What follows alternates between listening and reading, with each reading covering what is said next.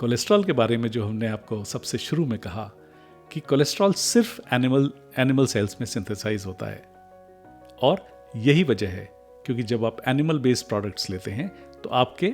Dietary sources में cholesterol का एक बड़ा सोर्स एनिमल प्रोडक्ट्स होते हैं, फिर चाहे वो डेयरी हो, मीट प्रोडक्ट्स हों या सी फूड जैसे प्रोडक्ट्स हों। अगर आप बायोलॉजी के स्टूडेंट हैं और अगर आपने मेटाबॉलिज्म पढ़ा है तो आपको शायद याद हो कि आपके शरीर में मेटाबॉलिक प्रोसेस में आप जब भी मेटाबॉलाइज करते हैं अपने खाने को तो उसमें एसिटाइल कोएंजाइम ए और HMG कोएंजाइम ए के बाद ये प्रक्रिया शुरू होती है जो कि करीबन 32 स्टेप्स के बाद कोलेस्ट्रॉल का सिंथेसिस करती है। आप जो स्टैटिन्स कोलेस्ट्रॉल कम करने के लिए खाते हैं वो आपको HMG कोएंजाइम ए के स्टेप पर दी जाती है, वहाँ से कोलेस्ट्रॉल का मैन्युफैक्चरिंग आमतौर पर रोका जाता है अगर आपको ड्रग दिया जाता है तो। आपके शरीर में जब भी कोई डिसफंक्शन होता है या इन्फ्लेमेशन होता है या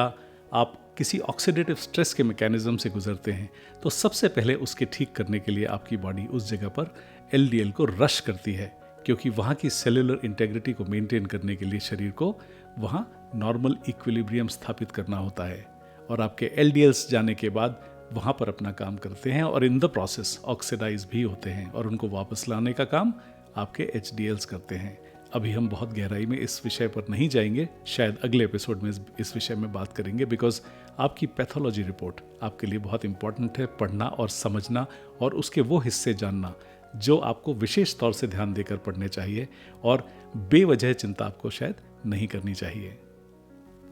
अब कई बार ये एक बड़े विवाद का विषय है कि कोलेस्ट्रॉल के सही लेवल्स क्या हैं। वैसे अमेरिकन हार्ट एसोसिएशन के हिसाब से 100 मिलीग्राम्स पर डेसीलीटर आपके LDL कोलेस्ट्रॉल का स्तर होना चाहिए और लगभग 45 से 50 के आसपास आपका HDL होना चाहिए, जो कि अच्छा कोलेस्ट्रॉल माना जाता है। LDL कोलेस्ट्रॉल हमेशा जब ऑक्सीडाइज होता है तो उसके रिट्रीवल के लिए HDL काम करता है, इसलिए आपके LDLs का लेवल अच्छा होना आपके लिए बहुत श्रेयस्कर है। कोलेस्ट्रॉल अपने आप में कोई बहुत बड़ी समस्या नहीं है, लेकिन कोलेस्ट्रॉल एक इंडिकेटर है, वो एक इशारा करता है कि आपके शरीर में कहीं कोई ना कोई इंटरनल डैमेज है, या ऑक्सीडेटिव स्ट्रेस है या किसी किस्म का इन्फ्लेमेशन है जिसको वो ठीक करने की कोशिश में बड़े स्तर पर होता है। अगर कोलेस्ट्रॉल